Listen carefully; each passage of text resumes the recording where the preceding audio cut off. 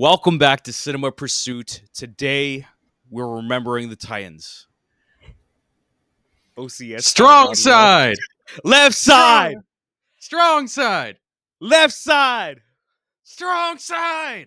Left side! You know what this team is powered by? This team is powered by soul power. That's all we Oh got. man, All we got I'm is so soul. excited to do this pod today. This is Bro, why you got on a Jets jersey? How about that? I've been waiting because 20 minutes this. to say that to you. Who do you think they are? The New York Jets. The Jets, okay, I don't know.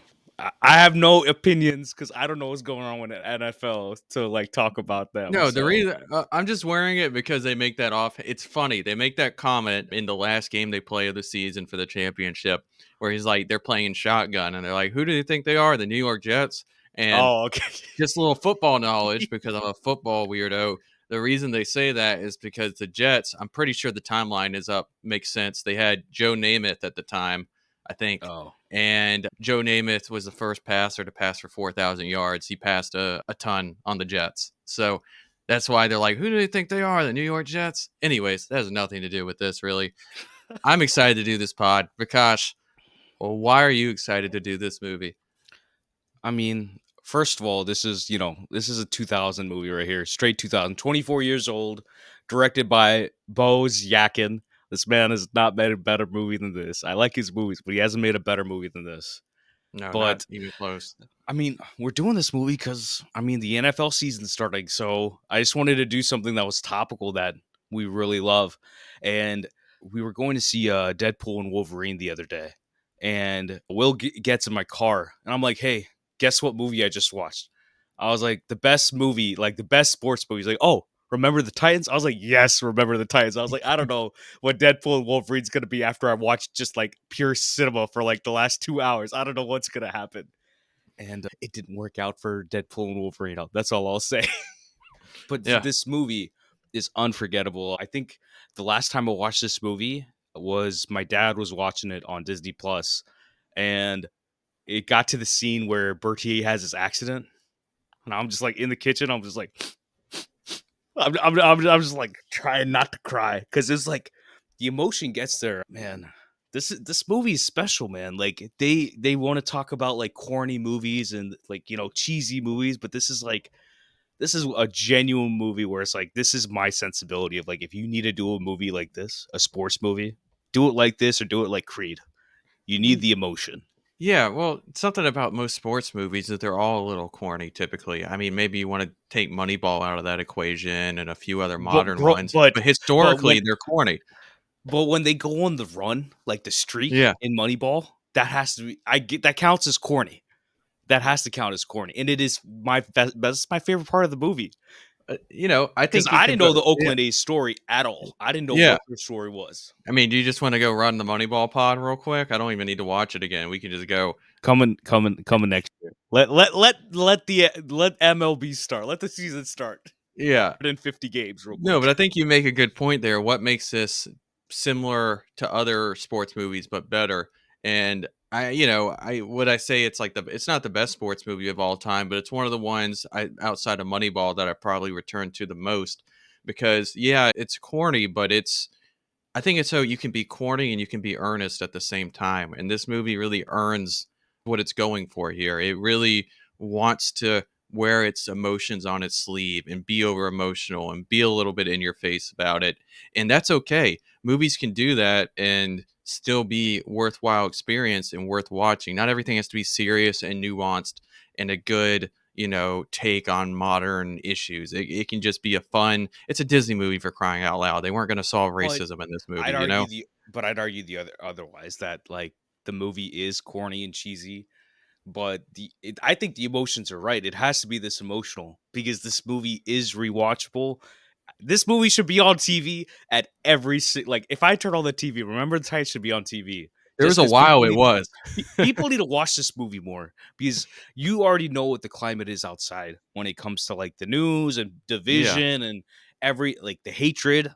And no matter what, I'm like, this movie, this is the template right here of like how you should be getting along with people. And it's bigger than black and white in the sense that like this is very much about race, but this could go to any background. at Well, all, like across the world. Like if you don't understand people, the only way you're going to understand them is if you actually have some sort of like exposure therapy. That's what this movie is, right? yeah, and that's a common theme throughout most sports movies is that it's about a team coming together and working together as a team to achieve a common goal. You see that in The Replacements, you see that in, Any Given Sunday, Friday Night Lights. You see that in most movies where part of the tension is being able to work with your team and be able to, that's how you find success is teamwork. That's a common theme. And this movie does it, I would say, as good or better than all of those movies where I turn on this movie for Denzel, but I stay for the Gary and Julius relationship, those two coming together and becoming brothers in the movie and having each other's back.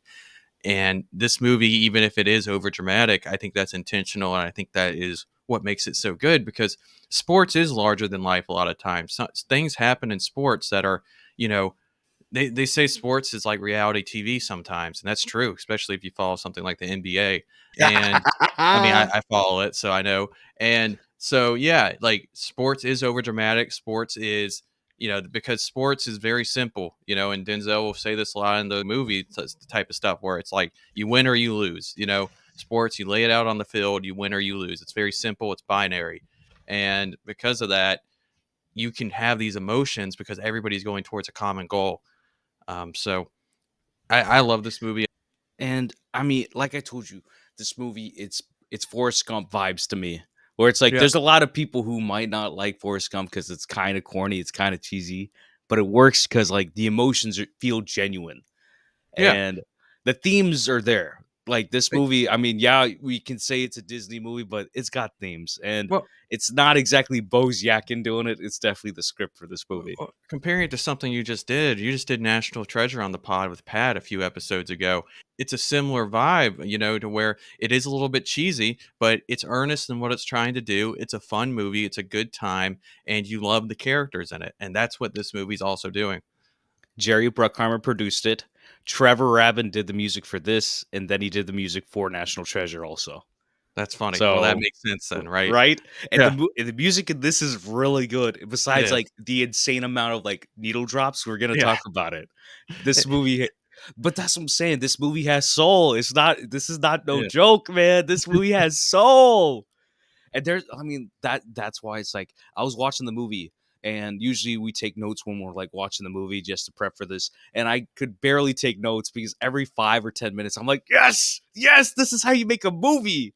And it's rare for me to even feel that way, It, especially on a rewatch. Like the power was coming through for this movie. when I was taking notes for this movie, I messaged Vikash and I was like, "I'm taking notes right now. I got half the page filled in the first 10 minutes, and it's literally just me writing quotes down. I had to stop.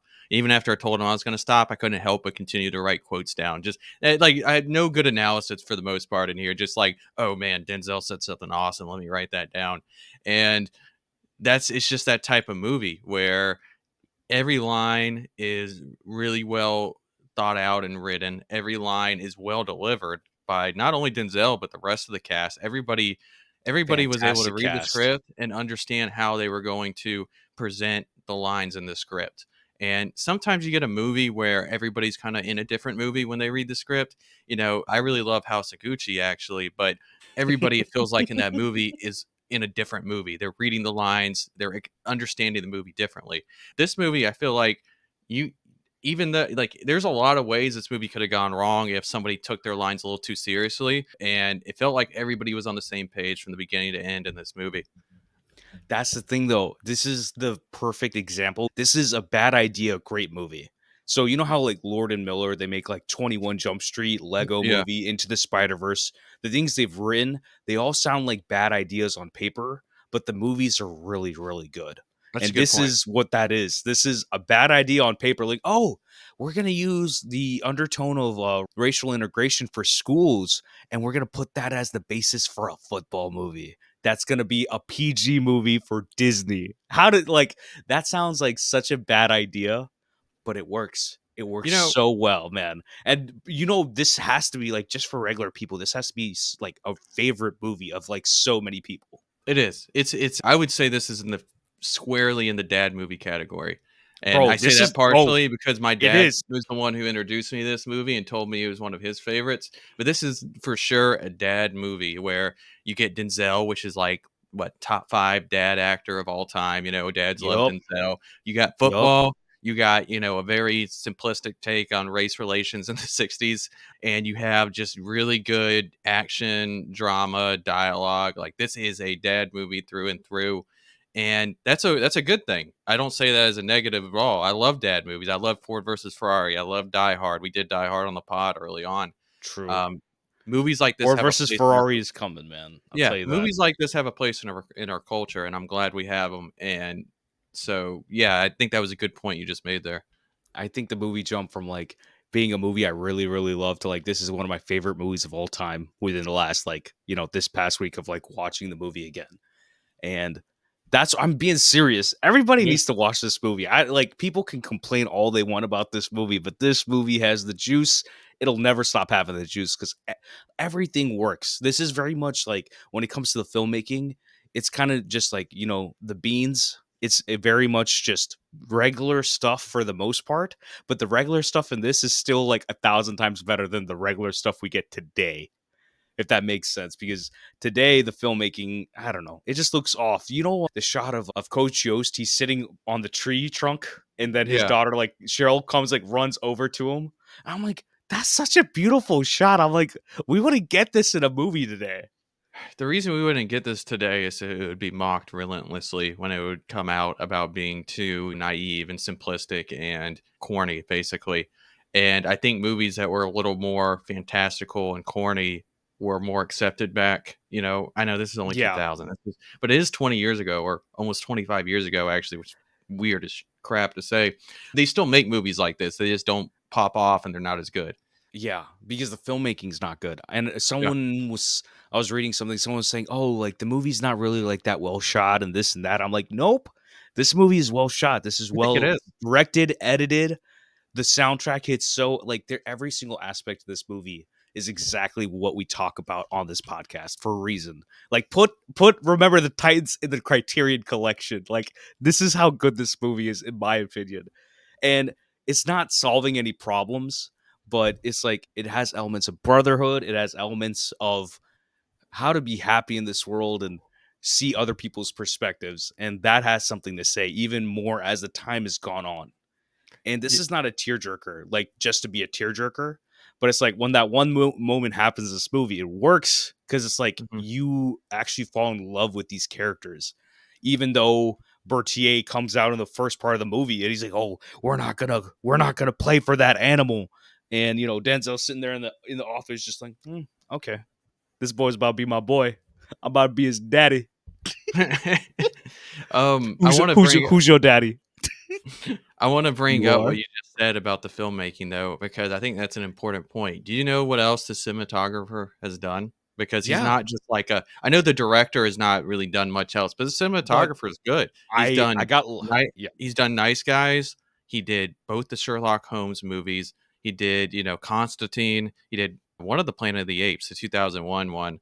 And then Big Fish. Like, some of these movies maybe have varying success, like, the Fantastic Beast movies or some of these Interview with the Vampire, actually, that's another one. But at the end of the day, this is actually a good cinematographer. So when people were like, oh, the cinematography is not good in this movie, what did you want? I don't think this movie was supposed to be, But I'm gonna PTA talk about it. type shot movie. There's a levels to it of what you expect. This feels like maybe if Clint Eastwood made a movie in that sense. It's very simple. It is simple doesn't mean bad. Yeah. Simple just means I understand what I'm doing so well that I don't need anything else to tell Mhm. me. Like I don't need to be this is still formalism. This is not like a realistic movie, but like formalistic. This feels like there's art behind it, but the art isn't like, overbearing the story. The story is what's key here. The dialogue, like everything from the script is what's key in this movie What and the acting. so to make a point about what you're saying too, like I watched The Holdovers recently or last year, and they do make a very specific point to shoot that like movies used to be shot, where there's a little less Yeah. flashiness. It's more the camera sits more, it moves less, and that taught me something that I forgot, which is m- flashiness does not equate to good filmmaking. Um, Patience.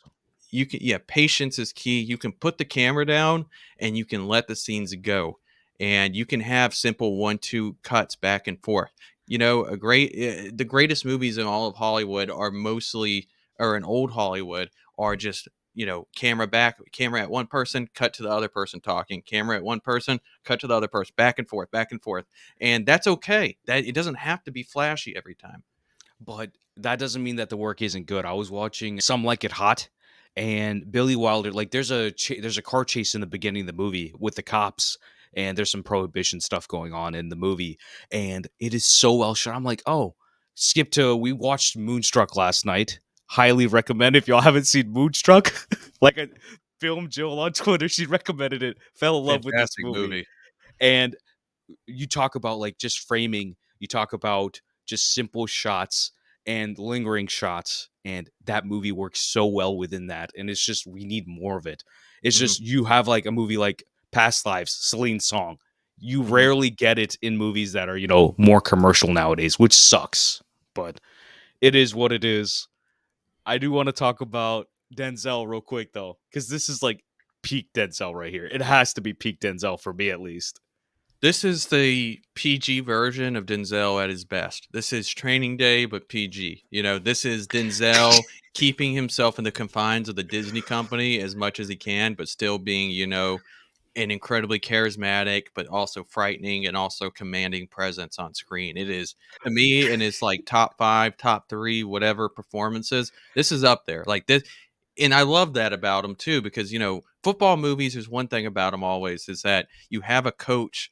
He's usually a big actor. You got Pacino, you got Gene Hackman, shoot, you got Henry You, Winkler. You you got these got him, in, yeah. and they Oh go yeah, to Water like the, Boy. yeah, they come in, and their whole goal is just to give an outstanding, commanding performance. It's a trend in all sports movies, Sam and Jackson yeah, in a Sam Coach Jackson. Carter.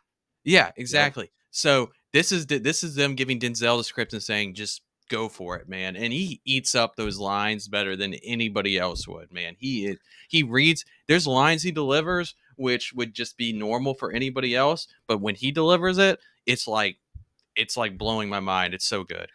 It's like the scene when they go to the first the whatever the tryout scene when they show up in the gym, and Donald Faison's PD. He's like, he's talking a big game and all that, and he's like, ah, ha, ha, ha. And then the audio just cuts out, and Denzel walks. He runs in. He practically runs in. He's walking, but he runs in with force. He's like, "Why are you smiling?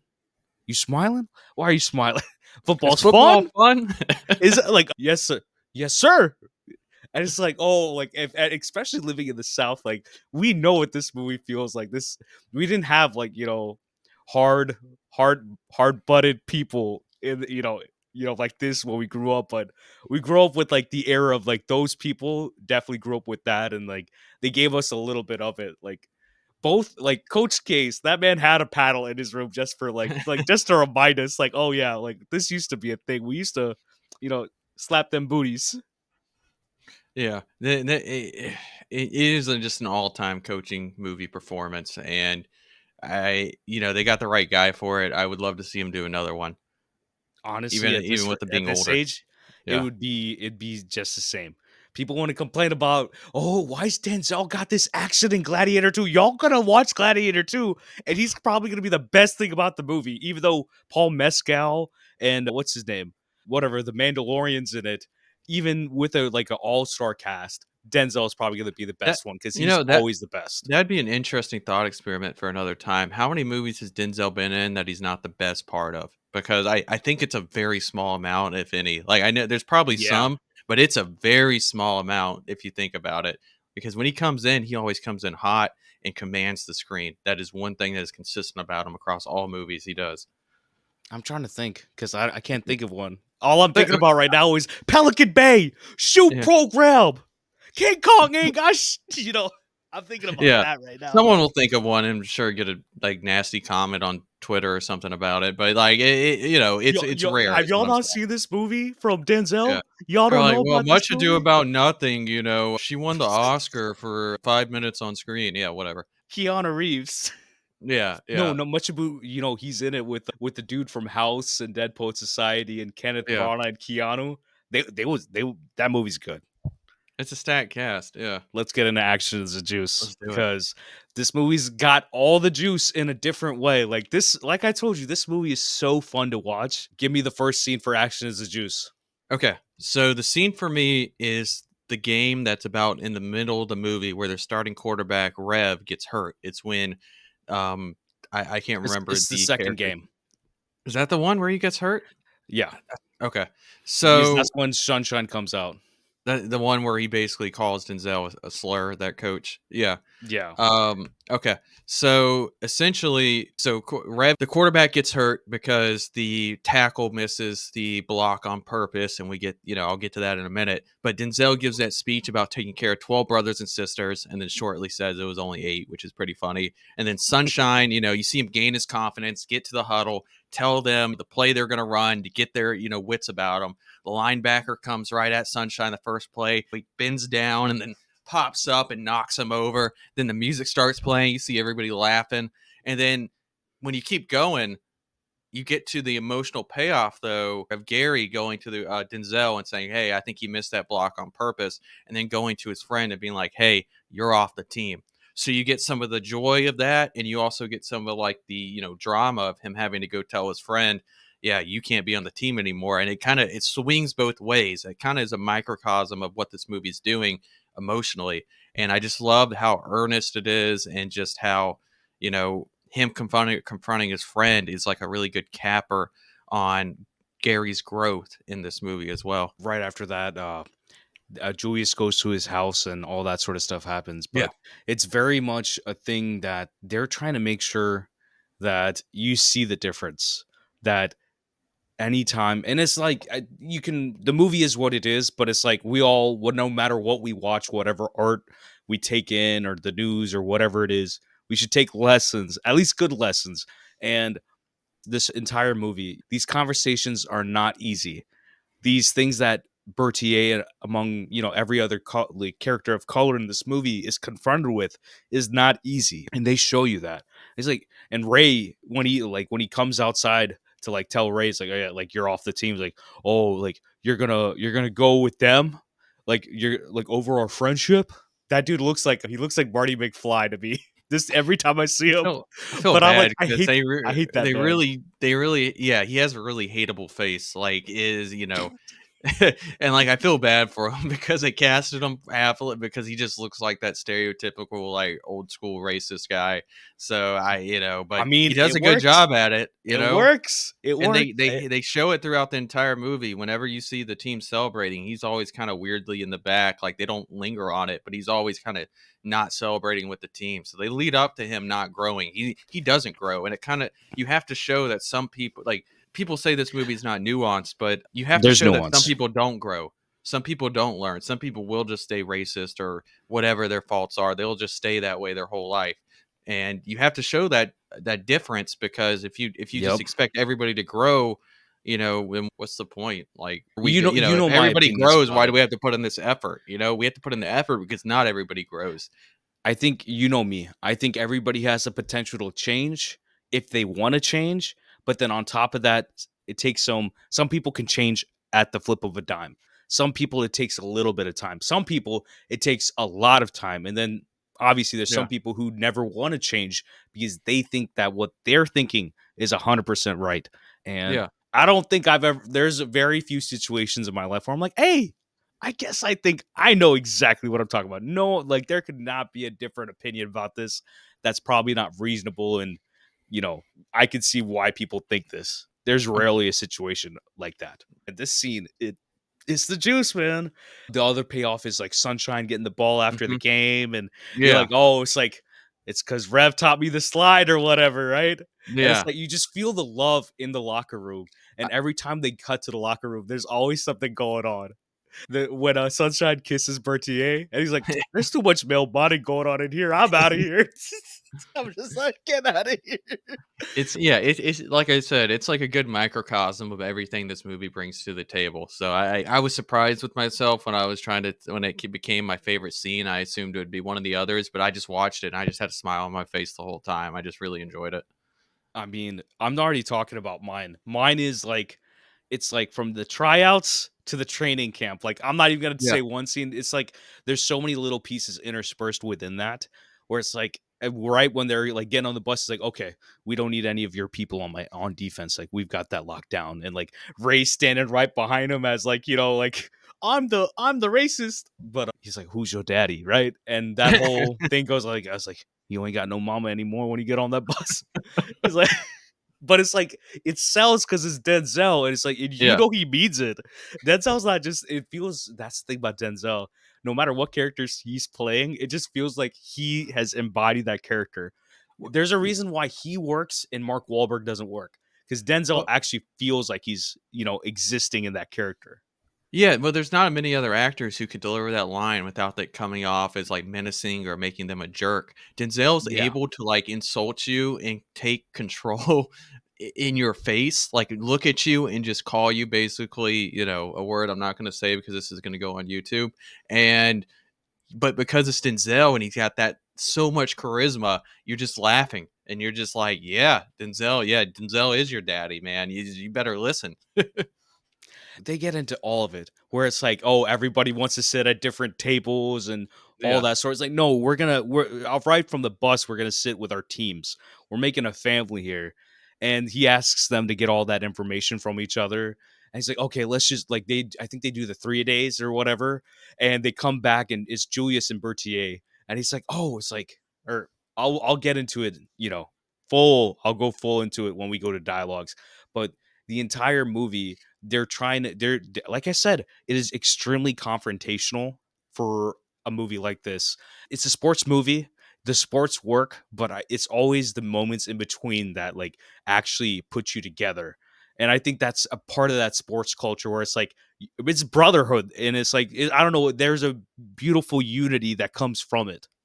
I think it's important you say the moments in between because one of the favorite parts of that training part you're talking about is when Lastic, the bigger Yeah, yeah. offensive lineman, he goes up Ethan to Suplee. Denzel. Yeah, fantastic in this movie, Oh yeah. especially in that training camp whole thing. He like steals the show. I feel like he goes up to Denzel and he's talking about how like he's doesn't make good grades or anything like that, and Denzel kind of whispers to him. He's like, okay, bring your grades or your papers over to me like every week. Let's go over them. We're gonna work on getting the like, and that little bit of humanity is important because the whole time you're watching the scene, the training camp, you're like, Denzel's a madman. He's like the sergeant from Full Metal Jacket out there.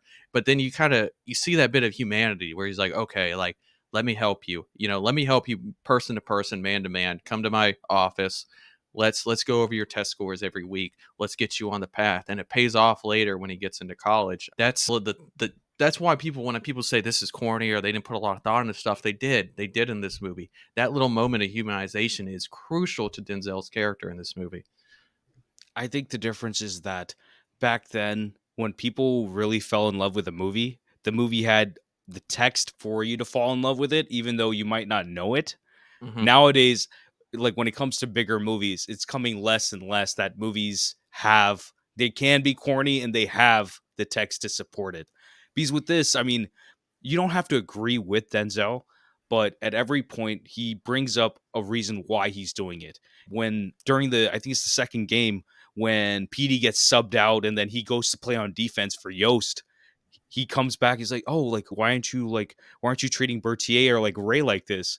It's like you're not giving these guys, these kids, any support by coddling them. Like he's trying to give them a full discipline upbringing, essentially within the coaching that this is how that they have to live their lives because it's literally it's life or death for for black people back then, right? And I mean, it works. It really Hmm. works. And like I said, you don't have to agree with Coach Boone, but he has a point. Yeah. And I think they do a good job to show that maybe he was overdoing it a little bit early on. I don't think he's a perfect character in this. I think No, I think no, he gets the results, and that's the overall goal of the movie. But I mean, I don't think Yost is wrong when he does criticize Boone's approach early on about 100%. he's like these are just kids. I think it's okay that it's subtextual that Boone may not is not a perfect man. They don't come out and say it, but in the subtext of the movie, it's there, and I think that's something that people might miss. But I really do think that's in the movie where, I mean, he's not like super flawed, but there are parts where, yeah, like he is running these kids to death. They're high school kids, even though they all look like they're like 30. He's running them to death, like, and it works, but he's still doing that to kids. Boone is a product of his time in most ways that it Mhm. matters. Like, Yeah. because you can't exist at that time without having a gun in your house to defend your family, because you never know who's going to show up on your doorstep. You're not going to be able to exist within spaces with predominantly white individuals who all automatically hate you or want to fire you or want to like do physical, hatred towards you. There's so many different elements that this is tackling, and it's like, why are we getting so deep on Remember the Titans, man? And obviously, during like they got the scene at the during training camp where they're playing at night, right? And they finally start to get along. Like Bernier pushes Julius. He's like strong side.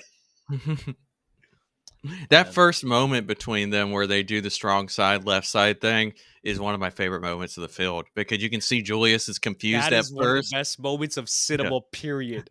You tell me there's not like that's like one of the greatest moments because that's how you like it is like I said, it's just like Forrest Gump. It's like, Gary Sinise, what's his name? The guy without the legs in Forrest Yeah. Gump. Yeah, Lieutenant Dan. Every time he's just being like, pessimistic and nihilistic, like the internal like little like cranking of Tom Hanks and Forrest is just like, I'm just trying to be here, I'm just trying to do this, and he wears him down. Lieutenant Dan, it's like this movie's trying to wear us down from like what's going on outside. And obviously they get into the real world and they have to deal with those problems, but despite that they still try to be brothers in this movie.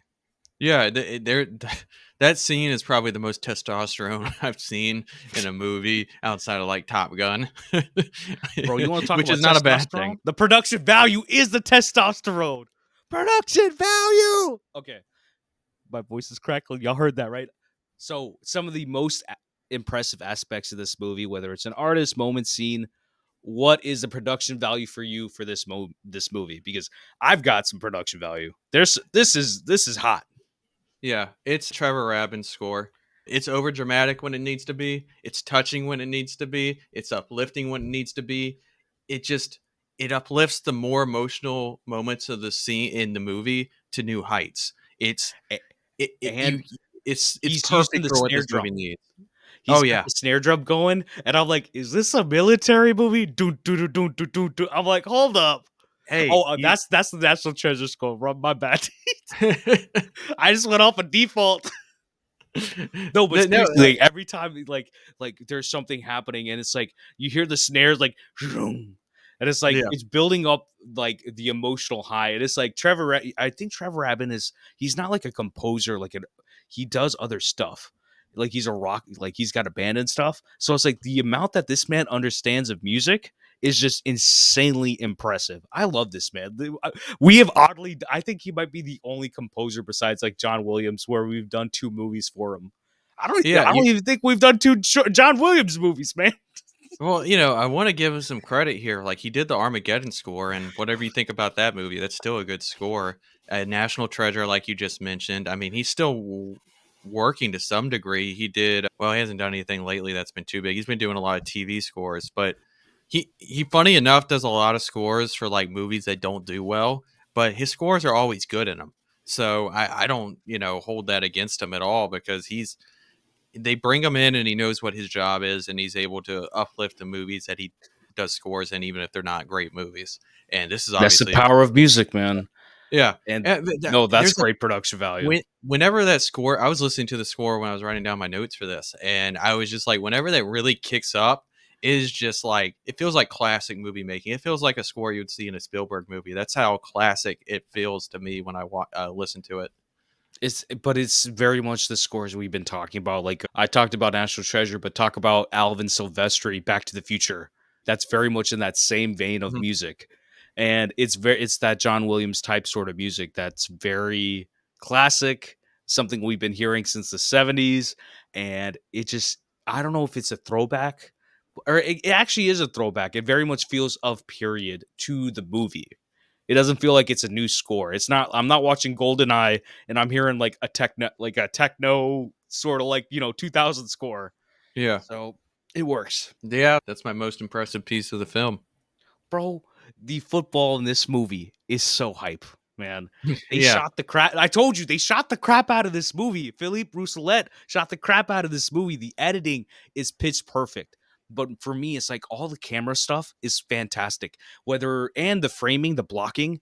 When Denzel's on the ground and they're doing, the push-ups or like they're Yeah. doing like the burpees or whatever it's called, and every single little setup that they have when they're in the huddles on the field and Berthier's like trying to hype them up, you will see they do it twice in the movie where the camera they have it on like a dolly or a crane where the camera comes around and then it goes back again and it's just capturing the entire like energy of that scene. And it's simple, it's effective, and it always hits every single time. And I'm like, okay, this I just love how they did this stuff. And all the football for me, I saw someone complaining about the football. For me, every single time someone catches a ball and then they're running, every you feel like you know what's going on. It's action filmmaking, and the action filmmaking is great in this because I can tell what's going on. I'm invested within the action itself, and it's telling a story at the same time, right? Because it's football and you have downs and you're trying to get to, your 10 yards, 15 yards, whatever.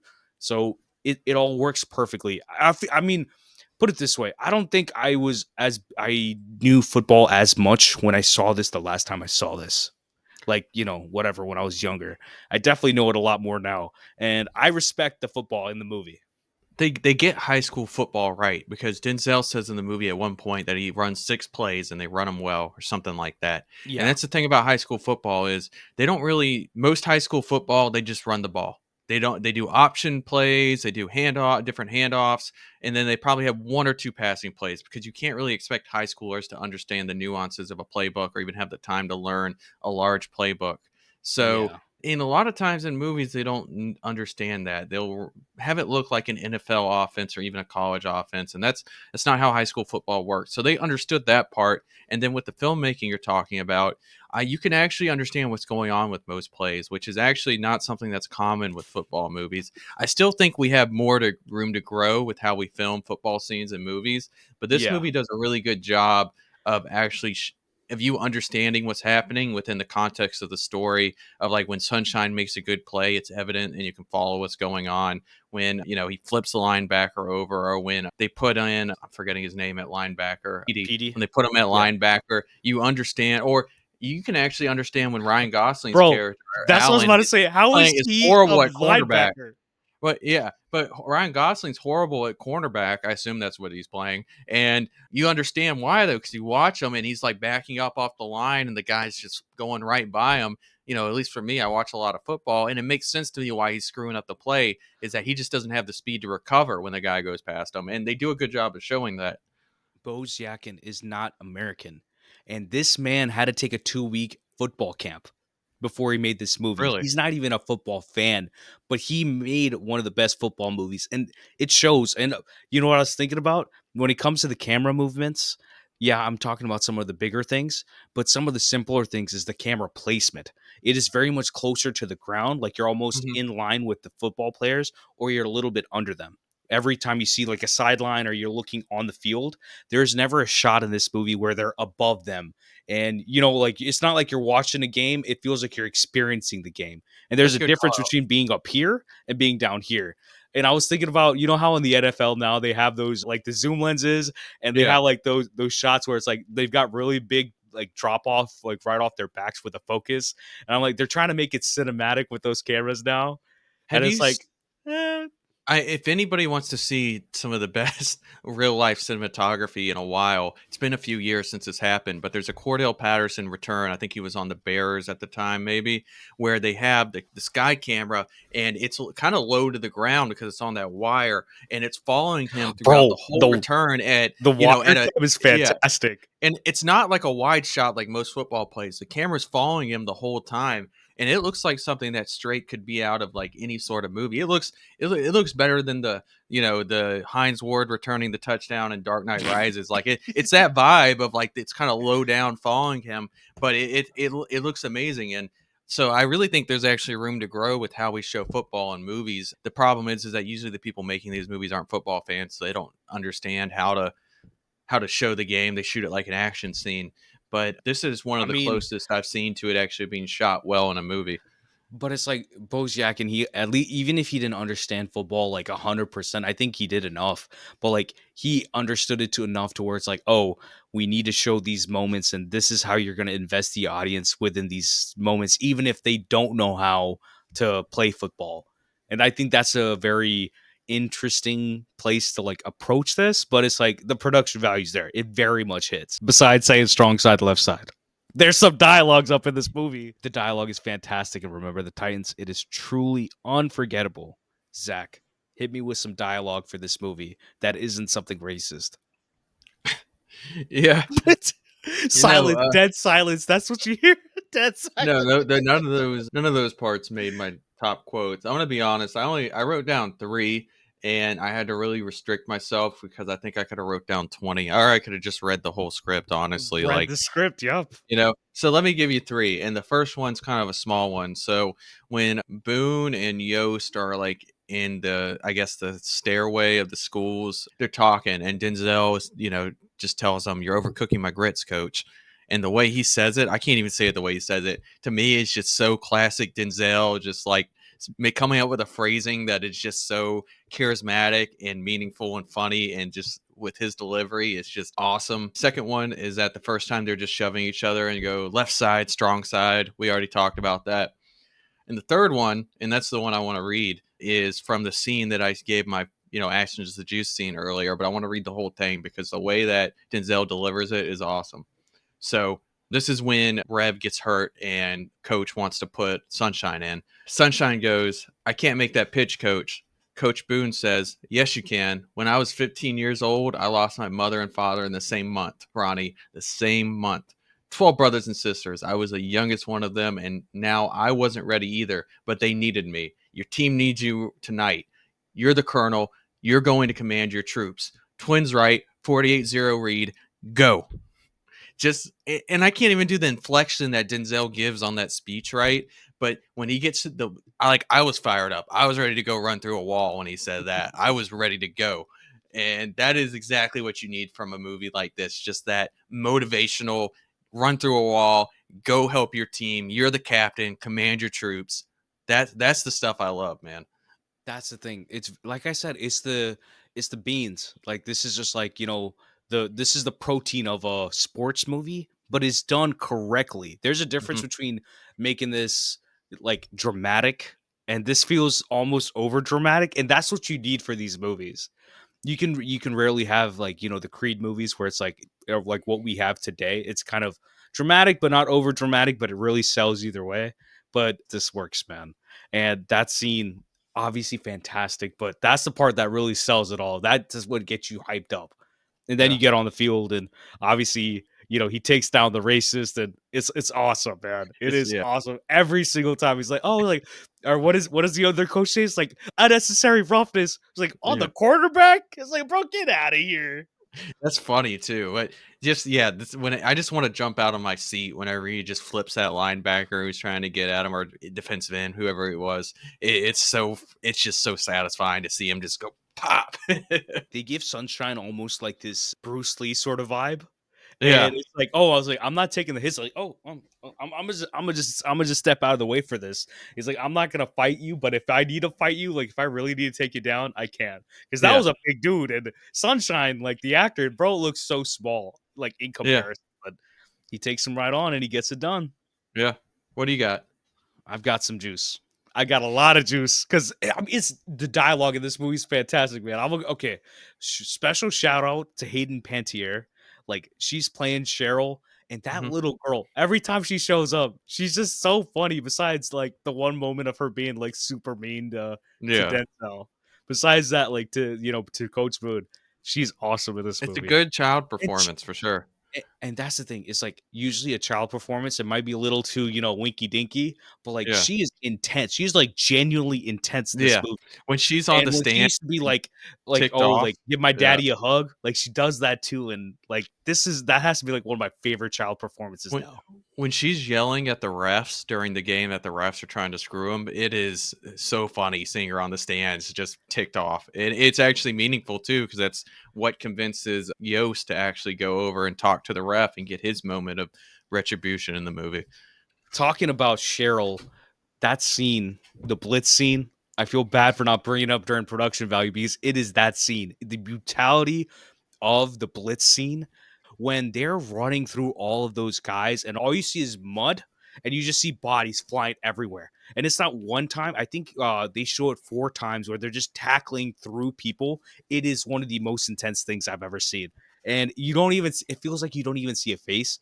You just see bodies just going around. And it's pure cinema. But Coach Yost in that scene, what does he say, right? It's the blitz. It's like, all right now, I don't want them to gain another yard. You blitz all night. If they cross the line of scrimmage, I'm going to take every last one of you out. You make sure they remember forever the night that they played the Titans. And then they're they're doing the whole thing and he's just on the side and Yost is like, leave no doubt, leave no doubt. It's like, oh, now like I'm not with I ain't with the racist homies. Like I'm actually gonna it's a hard choice to make in the first place, but it's like, oh yeah, like I'm not worried about my own like Hall of Fame or whatever. Like I care about these kids and what they need, I'm and he I'm ain't glad leaving no doubt about it. I'm glad they gave him actually a moment because I feel like for most of the film, like Denzel gets all the cool dialogue, but I'm glad they gave it to him because he needed to have that moment of like, oh yeah, I'm pretty good too. I got some intensity and some fire to me too, and it's an awesome line, and his delivery of it's really good too. But I think emotionally, it's like that game, they have the force of it's not even the people that are on the field, it's the refs and it's the people that are on the football committee or whatever for the school board that they're against. And it's like the racism is off the field, but they have to deal with it on the field.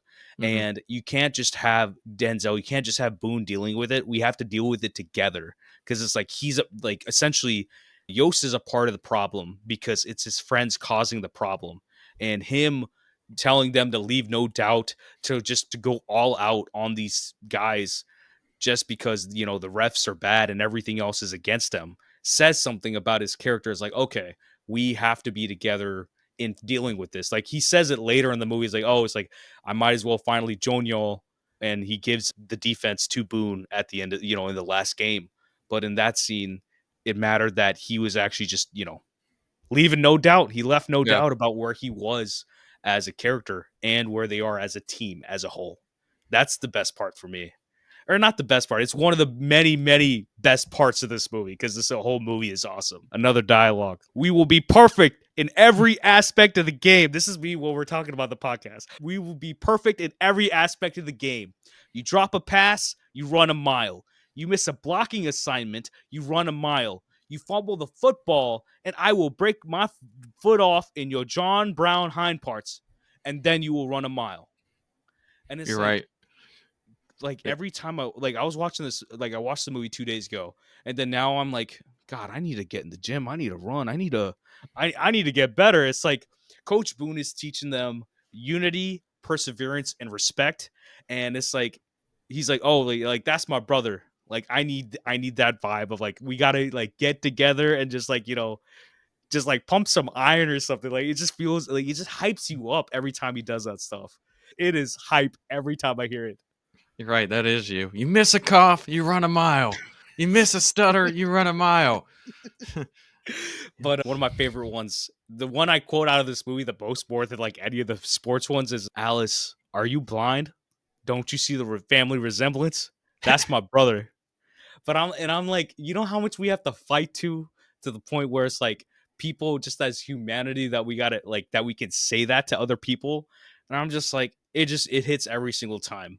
Yeah. And Bert, I mean, that whole scene when Julius gets to the hospital, that's some of the best acting I've seen. And they let him act.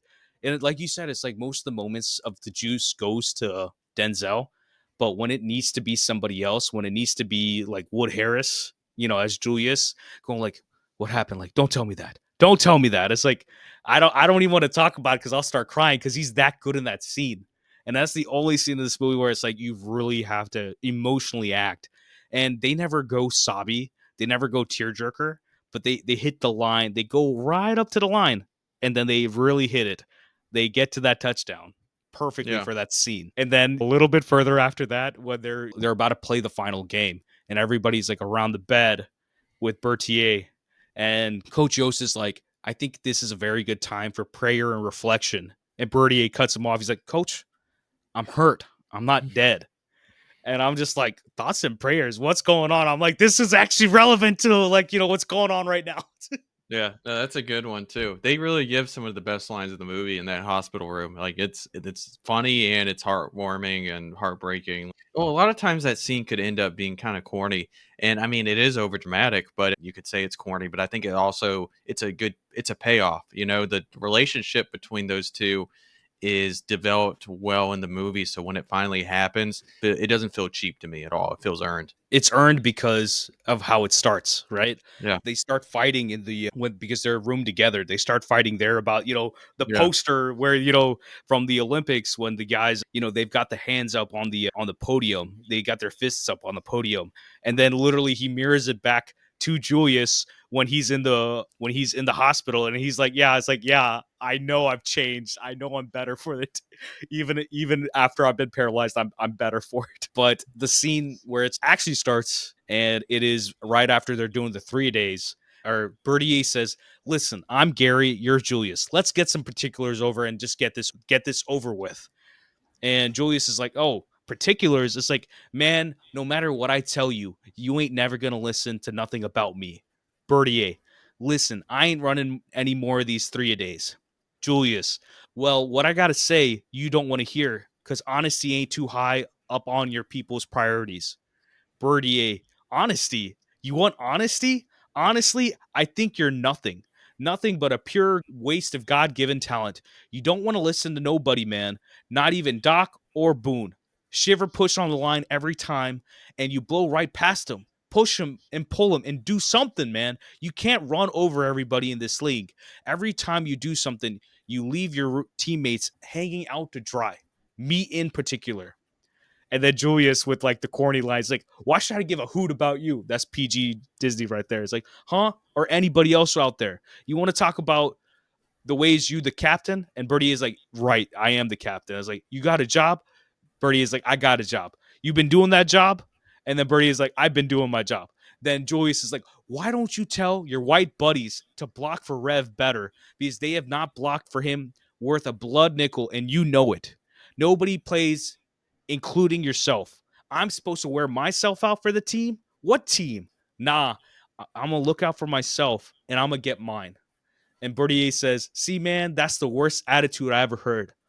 And Julius says the big thing, attitude reflects leadership, Captain. And it's like, Gosh. that's like a whole thing of like, this is like, if you actually want to have a conversation with anybody in life in general, and you have to get to a hard place with them, you have to have intense conversations like this where you're actually saying something that's, relevant. Like, oh, it's like, I see this is wrong, but you need to do something about this so you get better. And they're both arguing that towards each other. And it works. I mean, I'm like, yeah, it's about race and it's really heavy, but it works. Why does I this work? that's the best exchange in the movie, actually. I didn't put it on mine because I thought it might be too long, but you just delivered it perfectly, and I'm glad you did because your attitude reflects leadership. Captain is a just incredible cold line to drop, and I think a million other movies could also have that line, and it would make sense. It's a fantastic line about how leadership it involves accountability not just for yourself but for everybody else as well, and you can't hold some people accountable and others not accountable, which Yost has that same issue later on too. So yeah, that's probably, I know I already said what my favorite scene was. That's probably my other favorite scene. It's a There's fantastic dialogue there. Yeah. It's like 2 minutes of them just talking there, and it's just right. It's very simple, very well done, but it packs in the juice of like how are we supposed to tackle this conversation. Just it's a simple conversation, but it's like one of the most intense conversations, because right after this, they actually get better, they actually do better, and they try to, actually get like become friends.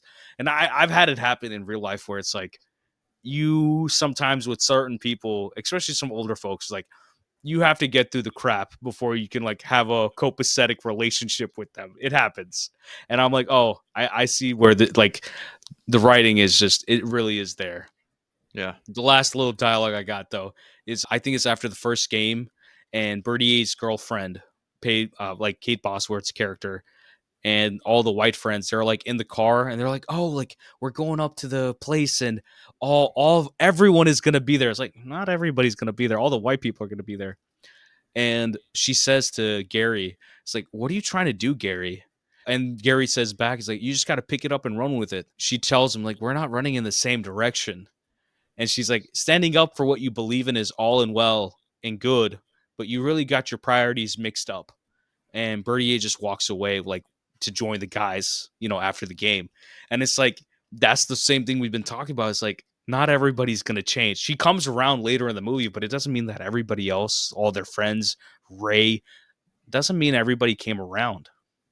Yeah, I didn't like that subplot, to be honest. The racist girlfriend subplot. I mean, I don't think the handshake at the end is really a good payoff, No, and I I you I, know I what I don't was like thinking it. about? Yeah. When the handshake happens, I was like, why aren't you at the hospital? Well, it's just like, okay, yeah, it takes your, boyfriend becoming paralyzed from the waist down for you to decide you want to respect black people. That's just I didn't that whole part, like, I'm not gonna harp on it, but I didn't love it. No, no, no. I see it more from like Bertier's perspective, where Yeah. it's like he has to swim up the river against all the hatred to just exist. And that's what people of color, like black people, have had to do in America for God knows hundreds of years, right? Even after they say like, oh, slavery ended, but it's like you still had Jim Crow, you had all these rules, and you wanted to make sure that these people were not counted as just regular human beings. And even to this day, those things mess up people. And I mean, it's still relevant. The movie's set in like 71, but 2024, it's still relevant. It's more relevant than me watching like The Godfather, even though The Godfather's, relevant. Hmm. You want to But get to it? soul power. We got soul power. The Layla. This movie, this goes in line with School of Rock. This has to be one of the best soundtracks I have ever heard. Like it's even to the point where it's like there's when they're having the picketing scene and they're playing Creedence Water like Revival, and I'm like, y'all need to get out of here with that, because they do the needle drop in. I think in Forrest Gump and in Apocalypse Now with Creedence, and every time it comes, it's like, oh, this is the '70s, like something revolutionary is going on here. I'm kind of mixed on the soundtrack, to be honest. Really? I can't tell if it's supposed to be this as obvious as it is on purpose or not. Like in Forrest Gump, I really feel like the soundtrack is obvious on purpose. Like This when is they're obvious paying, on purpose. It has to be. they're playing the Vietnam songs during, the Vietnam scenes, and it's like it makes sense. Yeah. So my Layla is the Ain't No Mountain High Enough locker room scene, and Same. I still cannot figure out if that's being done in jest or if that's in earnest. Like we're solving racism. Ain't no mountain high enough. I don't know. And to be honest, it doesn't matter to me because I think it it's a means good needle drop and I really enjoy it in the movie. But as a whole, I can't tell you the soundtrack. I don't know my feelings on it, to be honest. I think it's Ain't No Mountain High Enough in the sense of like the group themselves, that they're all together now as a team, Yeah. and that there's nothing as a team that they can't do together. And you could bring that to like real life or like brotherhood of like, humans across the world. You can go as big as that, but it's very much just at least like we've gotten across the lines of like division and hatred, that we're together as a team now. We're going to deal with this together. And it's like the action of it is when they're in the hallway and the whole fight happens when they're picking on him, and Bertier and Julius are in the hallway, like literally having to be the coach, like the refs of Yeah. like break it up and like get the racists one way and the black people the other way, and it's a whole thing, and it hits right. But it's like, no, but that whole scene, that whole locker scene of like right before that, they're doing the yo mama jokes. And Yeah. what Oh, that's happens, right? good. It's like they're not even there yet. It's like, oh, it's like, like Blue's like, oh, with like like Bertier, like, I took your mama out the other night, and it's like Julius has to hold him back because Bertier doesn't understand that he's just ripping on him for no reason, Yeah. and he throws one, he lobs one back at Blue, and they're just doing yo mama stuff, And then That's Elastic comes out of nowhere. He's like, yeah. dang, like, yo, mama weigh twice as me. And then it just cuts, and then it's like everybody's laughing, and then it cuts to Ain't No Mountain High Enough. No, no. Like, I totally love that scene. I was just talking about the comment you made about the soundtrack as a whole. I think using Yeah. that in that scene just fits the tone of the movie. So yeah, I think it's a good choice, and I have the same Layla as you. But it's like every time it's like Elastic singing like the Temptations and everybody's singing with him, or when the first whatever the tryout scene, they're singing a little bit. There's a lot of singing in this movie. It's like I think the movie feels there's a spirituality to the music. The musicality possesses the movie and it brings the movie alive. And it's like there's a way of doing it where it works, and there's a way of not doing it where it doesn't work. The recent Twisters movie, good movie, but there's too much music in the movie because you're putting in a soundtrack, they're just throwing it in there. It works for some things, but at other moments it's like, why do y'all just have music in here just for music's sake? Suicide Squad 2016, the David Ayer one. They do it quite a bit, and you can see where there's like a commercial reason why they're doing it. Whatever. This doesn't feel commercial. This feels like it's genuinely in the moments. And whether it's like they start singing like Amazing Grace at some point, I think, in the movie, and Yeah. all that stuff works. Like one of the best parts of the movie, man, is when they come out for the second game. It's like we're gonna warm up a little Oh differently yeah. this time. Everywhere we go, and I'm like, wait, is this the Frosted Flakes I commercial? know, dude. My brain's poisoned for People being wanna like know that was like the first I heard it during the Frosted Flakes commercial, which who we I don't are. even think people who are, like, younger than, like, 20 know of what I'm talking about, but that Yeah, I was, know, like, right? everywhere. Every commercial when I was growing up, they had that parody of it, and I knew the parody before I actually knew the movie, which is kinda funny. We are Titans.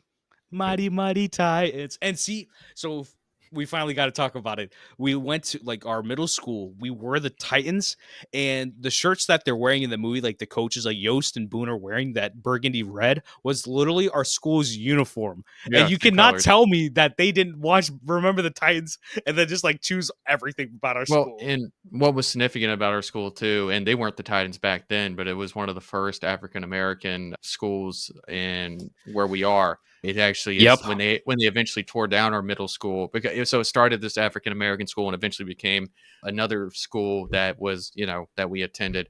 And when they tore down the school that we attended back then, they still kept the building for the where the I think it was called Pearl Lee Smith School. Pearly They Smith. kept the Pearl Lee Smith building because the other stuff was added on later as like a historic site, and they moved Because Oglethorpe it to like is. a And it's another like thing. I I grew up knowing like a woman, she probably passed away when she was like 95, but she literally worked in that school. Like it's literally it's just four classrooms, and it's probably the smallest school you've ever seen. And that's where she used to teach kids. And like I said, she was very old, and she was not teaching when she was teaching when she was young, and it was in time before integration. And it sets the tone for us in a real life way where it's like we spent a whole year of our life within those halls, and like everyone's like, oh, it's haunted. No, it's got history because it's real history of like the hardships that people had to go through just because they see the skin color rather than the human. And this movie hits on that too. And I do want to say this movie does not solve the problems. It's just it's a really good story about how you can have the possibilities of solving problems in this world. That's all it Yeah, is. So I was like, I ascribe to this movie, but I don't think it's perfect for that. But like I said, music. We got Soul Power. Soul Power runs the Titans. It'll always run the Titans. I'm telling you, man. I had to go through on Spotify and I was like, ad, ad, ad. I've heard this song, ad. I've heard this song, ad. I added a lot of songs from this soundtrack because I do love this era. Like all the music that they're playing. This is all. Most of it is, from people of color, and these people, their music has inspired so many people, the Temptations, everybody else in between, to what we have today. And this music never gets old. I'll tell you that. That's what it is. It very much is a time capsule like yeah, soundtrack. Just for like the same way I was watching School of Rock and I was like, oh yeah, yeah, I like rock music. Yeah, this is like, oh, I already love funky music, but like this got some real good funk music in it too. yeah. No, this is the soundtrack is pretty Americana, similar to how, like you said, Forrest Gump is in that way. Iron Claw was too. That's the one that we Yeah. did too. But let's get into recasting a movie because Remember the Titans had a great cast, but you know who should have been this movie? Zach, let's recast somebody in Remember the Titans because apparently we got to recast the perfect movie. What's going on? Yeah, so I only had one because honestly, I don't want to recast any of the players, and I'm not recasting Denzel. So I want to recast Will Patton. Not that he did a bad job in the movie, but Yeah, I had a good idea when I was watching it. So he was Coach Bill Yost. So yeah.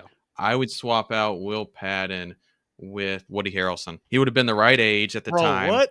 Yeah, he would have been the right age at the time.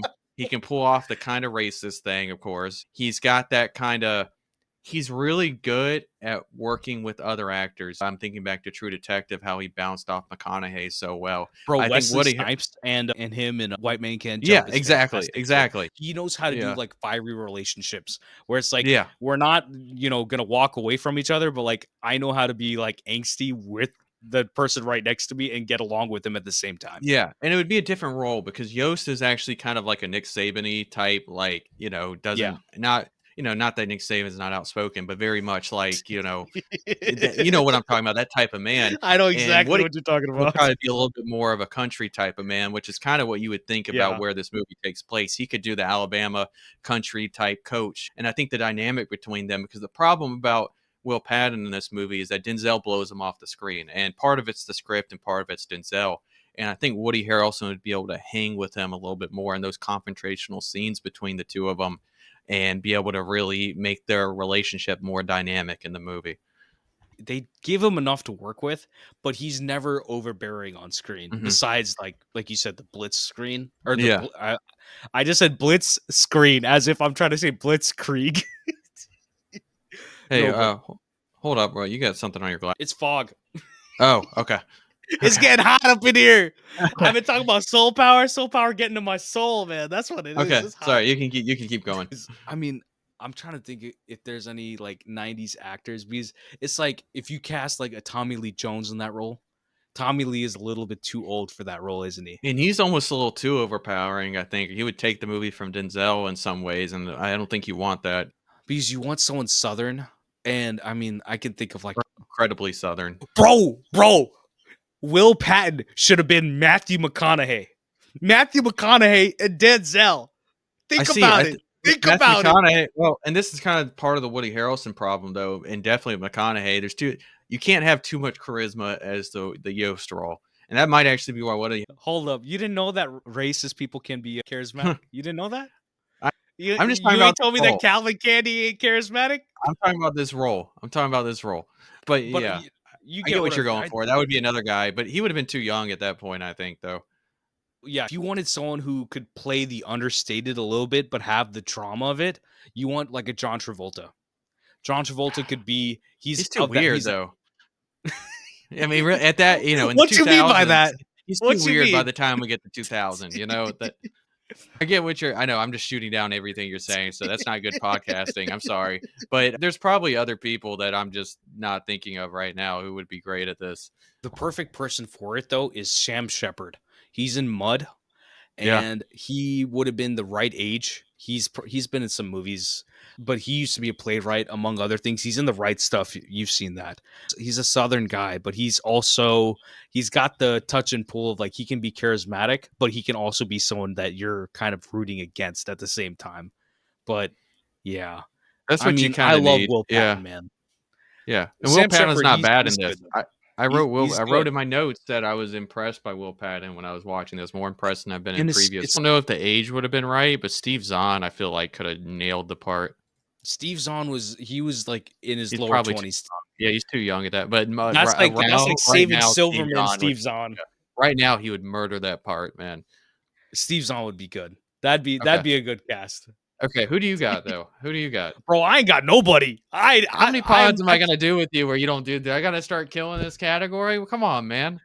Come but on. I think this is a movie where you can't argue it. Like for me, it's like Denzel. Like who else you gonna have do that? And No, well, I don't yeah. want to be like, oh, Coleman Domingo is gonna be No, playing that role in a 2020 movie because it's like well, that okay. would happen.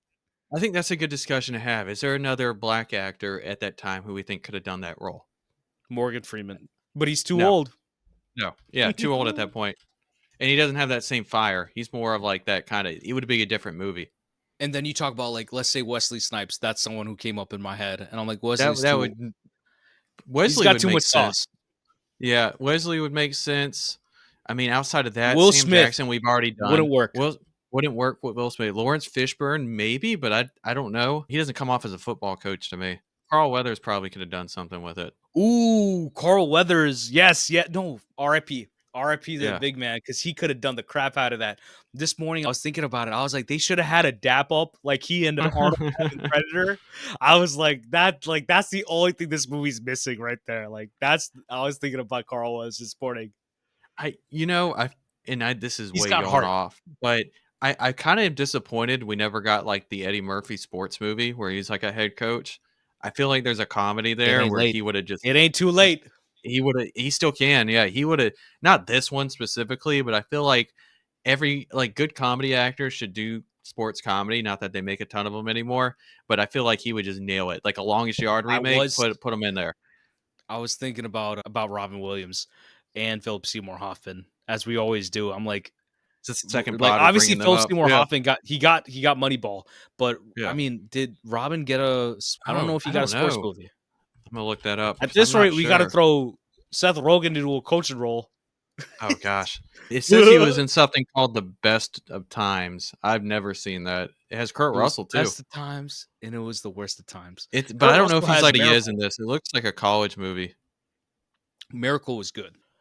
Miracle, yeah. No, he wasn't in one. He would have been really good. He's good in any inspirational role though. That's why like I feel like great actors either need to do a role where they're a teacher or they're a coach, right? Give them one of the two.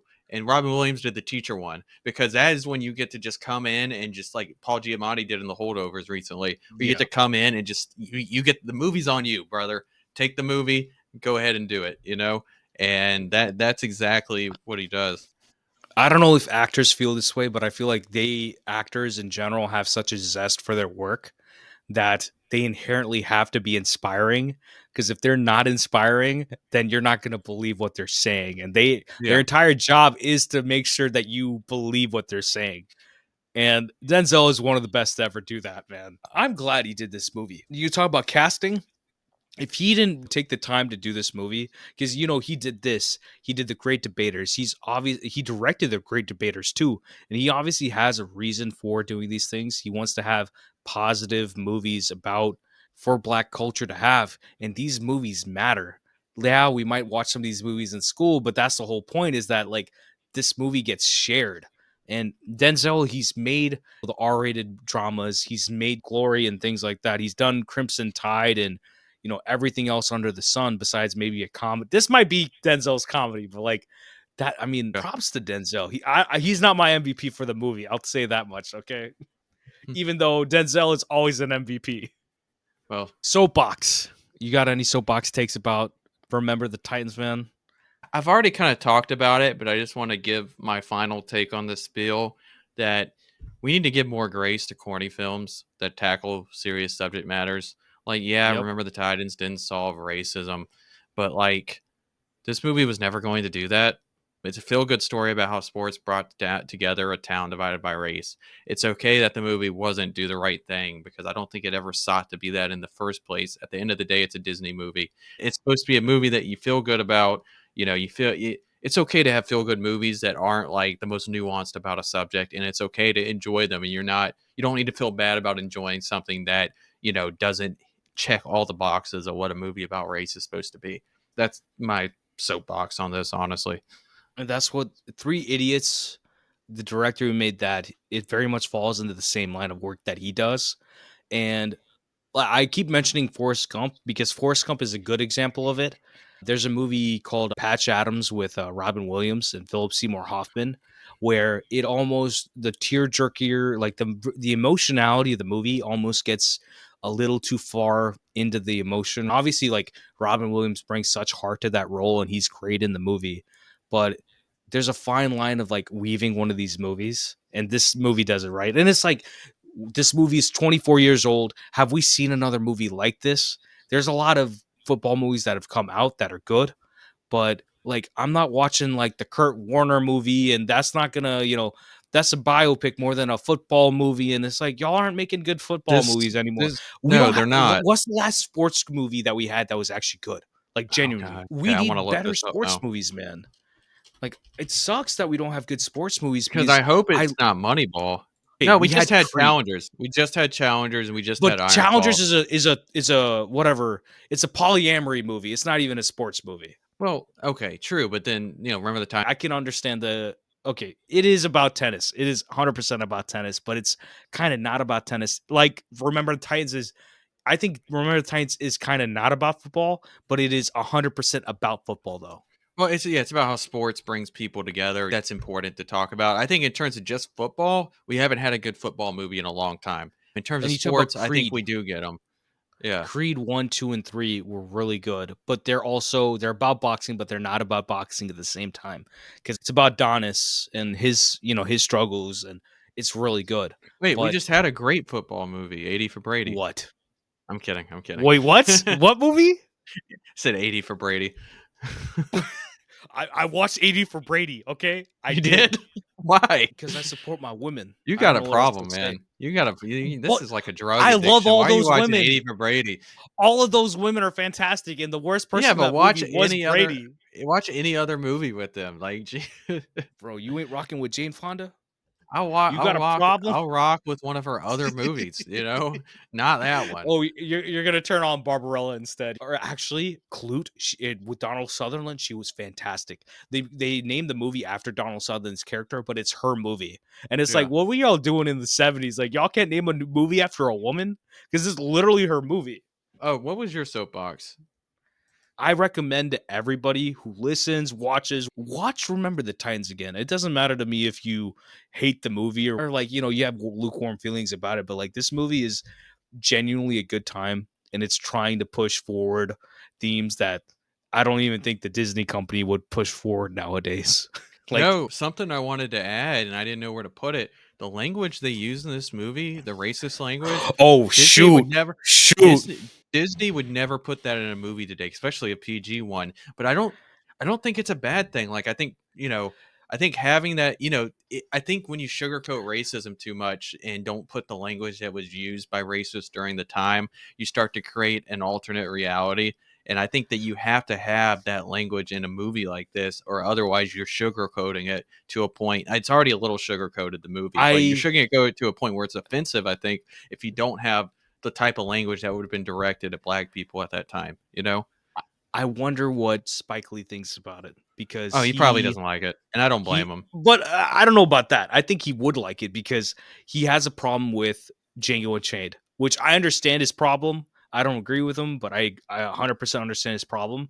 But I think he'd be fine with this because it's not it's not crossing negative lines in a sense. It's using the C word a lot, and I think that's a good thing because they're showing how hateful these people are. They call like Bertier literally calls Denzel and he calls everybody. I'm not playing for that animal. Like I think it's a good thing to show that even in a PG sense that racism exists and just because you're not cursing or something like that, it doesn't mean that you're not being a terrible human being. You're not Well, being a human by not seeing my brother as an equal human being, right? yeah, So I I think think it's more. it tackles it correctly in my Yeah, opinion. well, I think it's more damaging. Like I can't remember what the movie was, but recently there was a movie that involved cops, and when they were talking about, I don't know, sex workers essentially, they were using the term sex workers to talk about them, and I'm like, I don't think cops from like the 80s they would be Sex using words that workers. are a lot more offensive and not used nowadays about sex workers. You can't go backwards to a movie. Even some modern movies should be a little bit more racist and unoffensive or offensive in the language they use, because when you start to sugarcoat that stuff, you really start to create an alternate reality that doesn't exist. It's It's there's a like saying line, but that you need to it's reflect what the the reality of art. what that was. Yeah. It's like, oh, we're just because the MPA, we're not gonna say that. It's no, it'd be the equivalence of like, oh, we're gonna take slavery out of the books. We're gonna say that evolution Yeah. doesn't exist or something like that, or just popular examples, not getting into anything crazy, but it very much feels like they hit the tone with this, and it's not really doing any disservice to it. And it's like you said, it works for the era. And for me, when I was watching The French Connection, I had to turn it off because Gene Hackman and Roy Scheider, fantastic actors, great movie, but the way they're at the beginning of the movie, they catch up. They're playing detectives, and they go and they're essentially just doing police brutality to a guy, and they're trying to find like a drug dealer, and they're using the N word, and all these things are happening, and it just violently turned me off of watching the movie. I could probably go back and watch the movie, but like I was just like especially just with what's been not what's been happening recently, but it's what's been coming forward because we have social media and cameras and all this. It's like, and it's literally just happened again, and because it just keeps happening, and that's a whole other thing. But it's like you see the effect of like this, like it was just Will Friedkin being true to the 70s. That's all it was. Yeah. No, And it's okay to be uncomfortable with that stuff. Now, yeah. on the other hand, I think that stuff, there was a big problem when I think it was maybe Amazon who removed that part from the movie.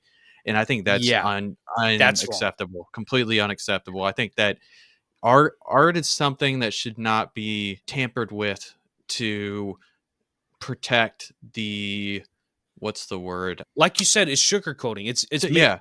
You you're shouldn't smoothing over the rough edges when the yeah, rough edges are exactly what need to be there. art should not be something where you remove those rough edges, essentially, is what I'm saying, and I think you see that problem in modern filmmaking where it's like a boardroom's making the decisions for the films Okay, and not a director where they smooth it over like that. throw in a trigger warning.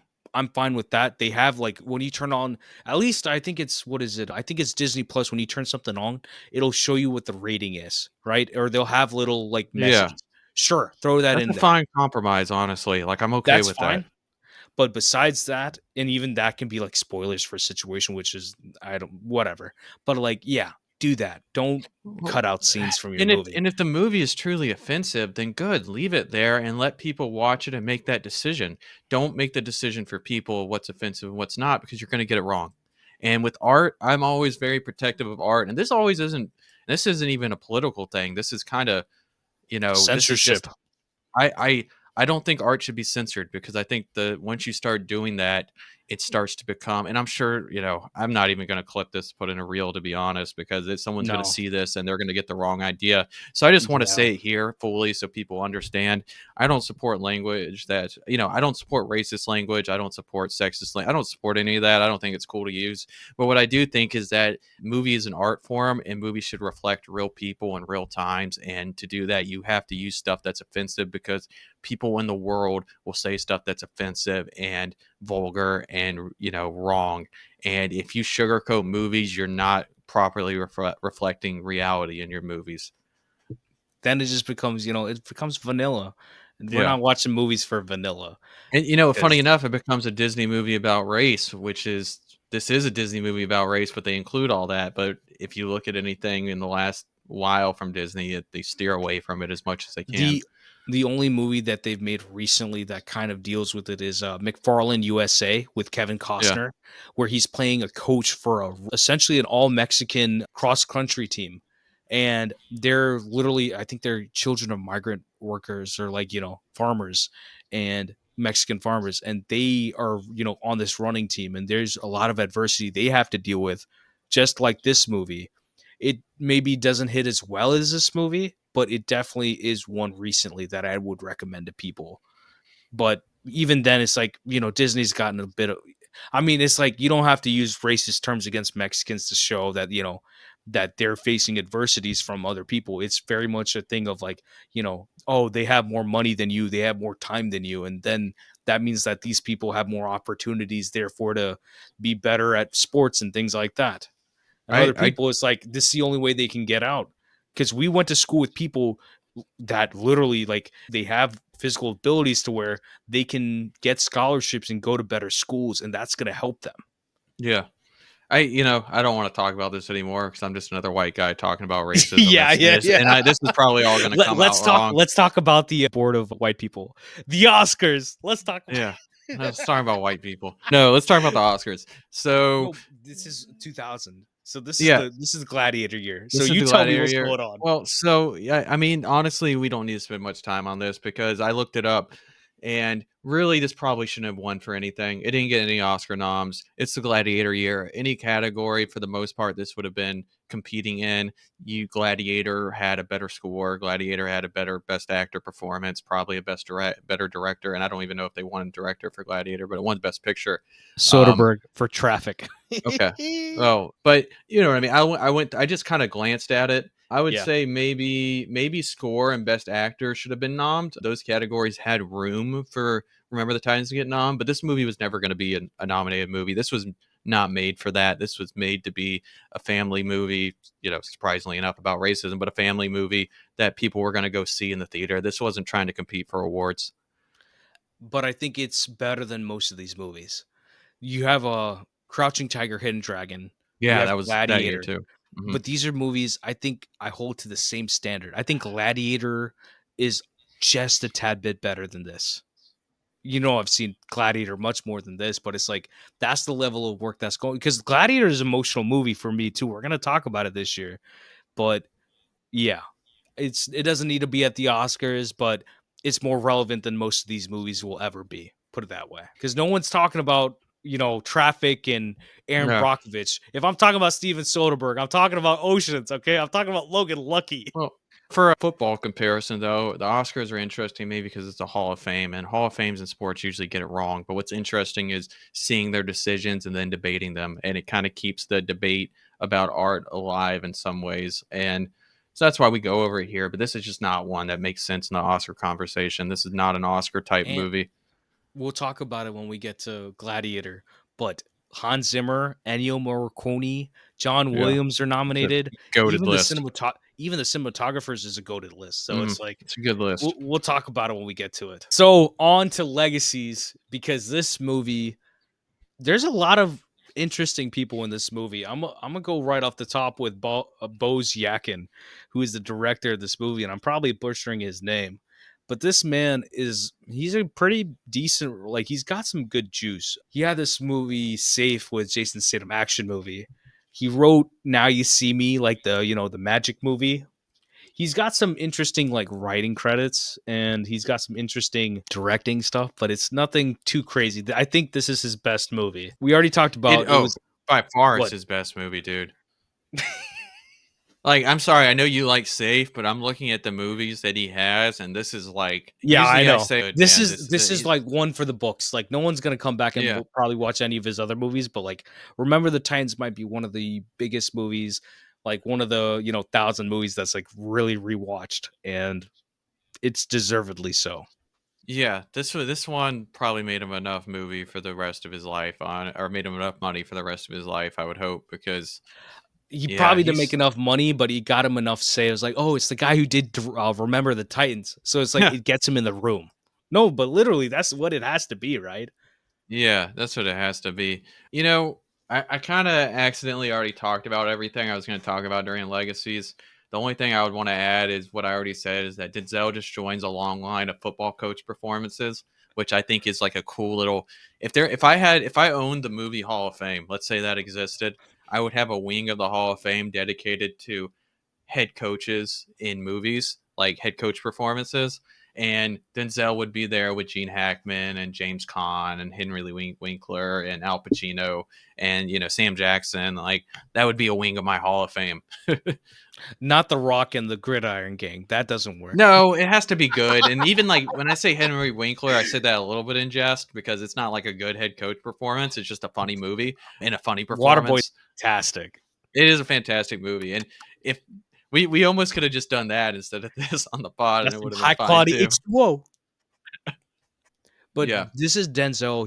He's got game with Spike. He did the Hurricane boxing movie, and then he also did this. So he was on a bit of a streak with like sports movies in the late '90s, early 2000s. But I mean, it's like Denzel, he's got a great career and he's always chosen specific things to do that actually matter to the culture.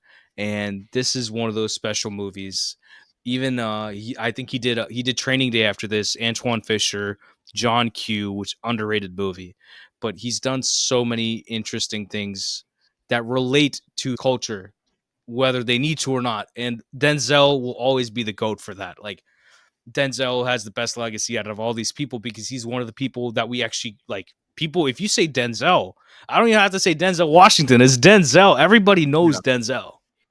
I do want to just call out a few other things. A lot of the football players, actors in this movie did actually go on to have like decent careers as just like Yeah, actors. Like they're not big actors, but like Ryan Hurst, who plays Gary, shows up in things still. Wood Harris does. I believe Craig Kirkwood might be in a few things. The only Ryan Gosling obviously, but this was just I he was barely in this movie and honestly was like the eighth character basically. but So he's fantastic.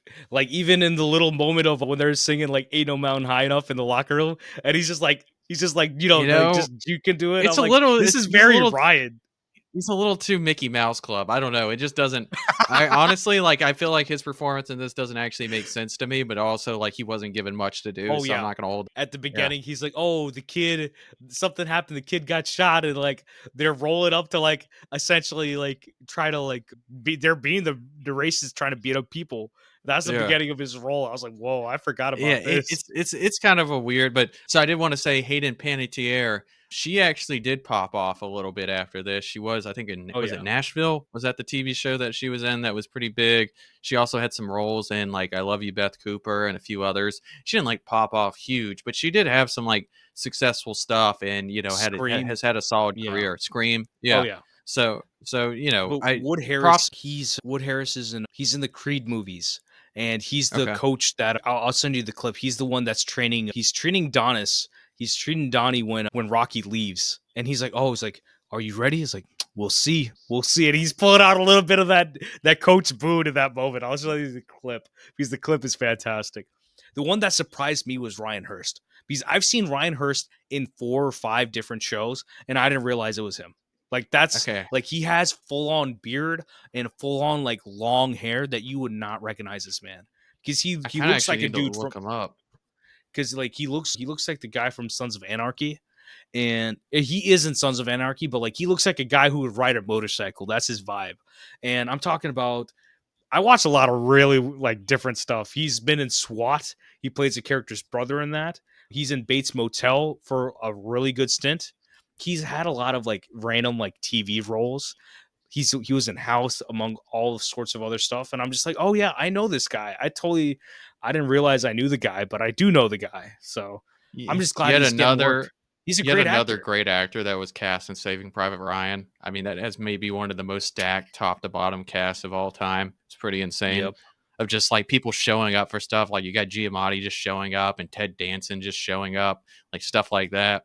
And he's in that too. I love him and you know, Remember the Titans. I absolutely adore him in that movie. He's probably my second favorite actor in that movie outside of Denzel. The person that plays Petey, Donald Faison, you know him from I know him from Scrubs. He's fantastic in Scrubs. He's in Big Fat Yeah. Liar, Sean Levy's Big Fat Liar, and he is fantastic in that too. He's playing an actor, and it's hilarious. I think the big one, the other two that I want to bring up is Ethan Suplee, who he plays Elastic. The man has lost so much weight now. He looks completely different. I just saw him in there's a movie with he's a trailer for a movie. What's his name? Kit Harrington, Jon Snow. He's in a movie with him now. And I'm like, this man is playing completely different roles. He doesn't get necessarily the same, level of stuff, obviously, but he was in My Name is Earl for a hot minute, and he's working. So I mean, I'm just glad to hear that. You remember Minari, right? Mirari? Yeah. Mhm. So Will Patton comes in that movie, and that man should have been nominated for an Oscar. Honestly, Is he the as older guy in he's the Minari? guy he's the guy helping them like build a farm, and then on the Sundays he's like Oh, carrying the cross down the road. That that's guy him? is Will Patton. Yes. Oh, I didn't know that He's was in Will Patton. Horizon this year too. He was in Horizon. I was like, yo, I'm like, Yeah, that's my man right there. Will Patton gets good work. Like he's a solid like Uh he's not a character actor, but he's like a great he's a like character solid actor, just yeah. actor to show up and stuff. Yeah, maybe he is a character actor, honestly. He's in Silo for Apple with Rebecca Ferguson and David Yeah, Oyelowo. yeah, he is. Silo is actually really good. So Mhm. it's like he gets good things once in a while. and he still has the juice. He that juice ain't never left him. That's for sure. But I'm just that it's rare for for these movies to have good legacies, and this movie definitely has it. We talked about Philip Rousselet, like even he as a cinematographer has a great career after this, and whether the movies were good or not, but it's like I'm just glad these people have gone somewhere because it's rare because there's a lot more people like Blue Rev, all these other people of color especially, they don't get good roles in Hollywood in the first place. It's hard for them to get them, but some of them have gotten them. So, I mean, I'm glad. And obviously, it's Denzel pulling him up, man. Denzel has done so much for people, and we don't even know probably what he's done. So I Yeah. always appreciate him having a hand even behind the camera of like the stories he's trying to tell. Okay, MVP. Who put the team on their? This is actually for the first time I can say who put the team on their back. Who I don't. It ain't coach. Okay, who put the team on their back? Who you the MVP, mom? Like who's the MVP for this movie for Remember the Titans? I mean, for me, this is a no-brainer. It's Denzel, no question. This is Denzel in his prime, and he's given the perfect role to do what he does best in a PG movie. It's I mean, Denzel. I turn this on for but Denzel every time. I don't even think it has to be PG. I think it's just one of his best roles. Like it's the best role he's had in a PG movie, but even then, it's one of his best roles. Period. Well, it's significant that it's a PG movie because he's doing the same stuff he does in R-rated movies typically, Exactly. but the fact he Exactly. can It's not a still bad do thing. it he can Yeah. still do it in a PG movie is significant, and that's why I call it out. But he takes he really, especially in the first half of the movie, he really takes it over. Now in the second half, they give the other actors more time, but the first half of the movie is just all Denzel, and he's the one that grabs you and gets you invested in the movie from the jump, and that's why it's so important.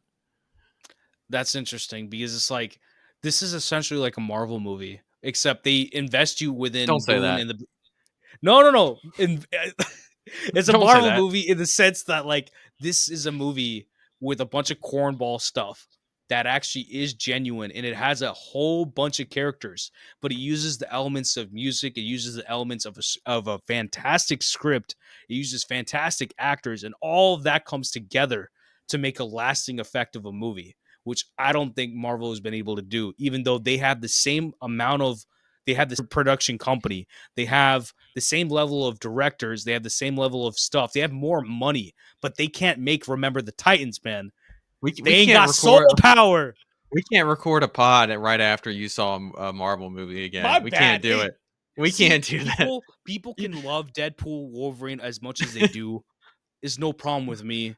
It didn't work for me. I think it's funny. I think it's got really great moments in it, but it's like It this is actually cinema right here, man. it's This gonna be funny when we drop this in, like, September and people are like, "Why the hell are these guys talking about Deadpool? That was, like, 2 months ago." what's this Deadpool Yeah. Wolverine like? That movie's We already irrelevant moved as it on, should yeah. be. Like that's the problem, right? These movies they come, they're relevant for a week and then they leave. It's done. It's out of people's minds. Remember the Titans will always be in my mind. We always remember the Titans, man. Well, who's your MVP then? The script. The MVP has to be the script because Gregory Allen Howard, who he among some of the other folks have passed away in this movie, but he is a writer. He wrote Harriet, which was that recent Harry Tubman movie with Cynthia Mhm, Erivo, the one that's in mhm. she's in Widows, she's about to be in the witch in The Wicked. Yeah, Cat's gonna mhm, eat that up. yeah, He wrote Ali. He wrote the story for Ali, but Remember the Titans is his best script. I think the yeah. script for this movie really works. I don't know what the integration of like the music exactly what the perspective does with that at least, but the script itself works. And Denzel gets that script, and I think that's what convinced him to do this movie. Because I think every single other thing, like behind the camera wise, doesn't really work. Like I don't think Jerry Bruckheimer. I think they produced him and Don Simpson produced Crimson Tide. But besides that, I mean, that's an R-rated movie in a different realm compared to what this is. And Yeah. for that's why I think the script really convinced Denzel to do this movie. And the script is giving, right? I mean, at every moment, it feels dramatic and it hits the drama. I've gone through and I saw what they say like are the inaccuracies of like the movie is like, oh, Boone was living in Virginia for like a year before he actually got there. But it's like for a movie, he has to show up right there. That's the only way it works, right? You know, dramatically. So it's like everything of like adapting this story into being something dramatic works. Yeah. And fun fact for anybody listening, in real life, they actually didn't have a racism issue on the team. They might have, but it wasn't like this. And when they went to Gettysburg, they actually did go to Gettysburg for this for the training camp. People brought weapons like tire irons and chains and stuff like that because that's what the tension was between everybody.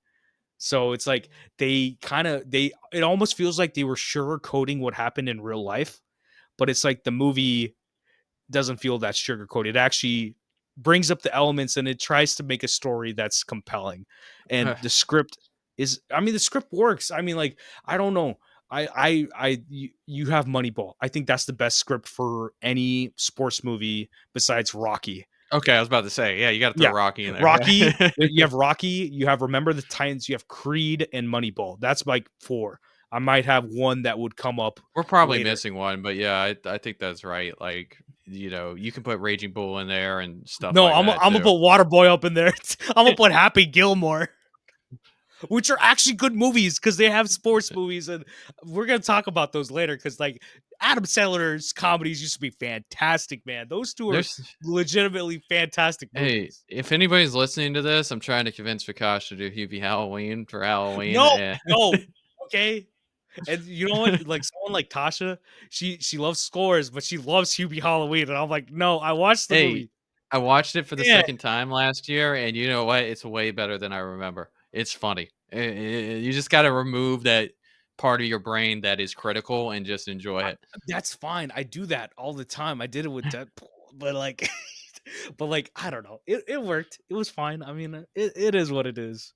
But man, yeah, Gregory Allen Howard. This is the best. This script is fantastic, and I wish we had more movies like this. I really do. Where it's like use sports to like actually say something about the real world and make it fun, make it compelling, Yeah. make it emotional.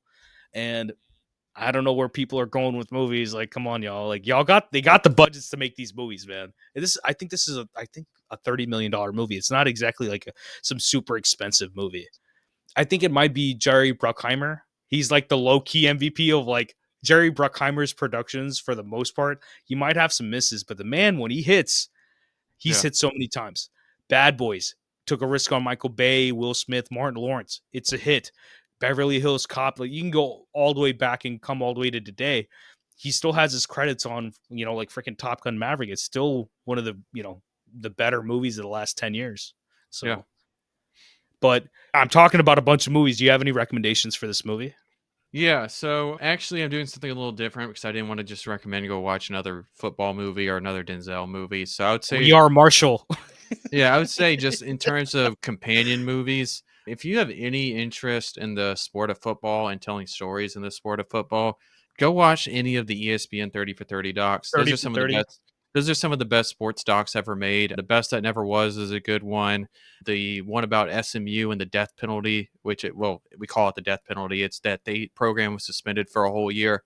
That's another good one. There's a bunch of really, really good sports documentaries, and those 30 for 30s tell a story that even if you're not a sports fan, you will find a way to be invested in because they're human stories at the end of the day. So that would be my suggestion if you enjoyed the sports angle of this movie. I would say to just watch more Denzel movies because he's got so many Yeah. great movies. If you haven't seen movies like Antoine Fisher, John Q, things he's got game.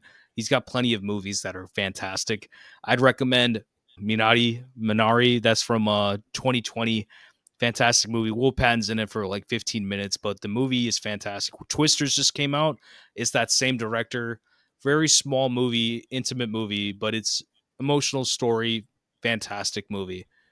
I would recommend Origin, which I keep doing recently, but it's like it's got the same thing of like it's trying to tell a story, but it's also got a very emotional basis that's based within what we the dehumanization and racism and things that are we deal with in our world. And it's a movie and it really takes you there and brings you right back emotionally. And highly recommended.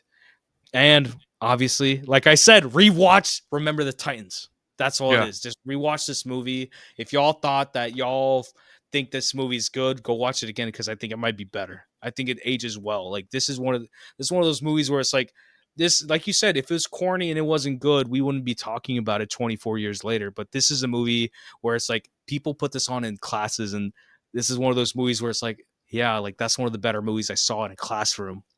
The takeaway I want anybody from listening to this pod to have, and I had to learn this myself, is that it's okay for a movie to be corny. It's okay. It's okay See, to like a it's okay to like it, and it's okay for I'm it to Indian. decide to be corny. We have Bollywood movies where the dramaticism is out the roof, and the entire point of doing that is to get to actual like character moments or character like emotional moments, and we use every single one of these elements of like music and the visuals and the acting. Everything comes together to make some pretty emotional moments, and that's what this movie is. I like it. This is just Bollywood, but it's football.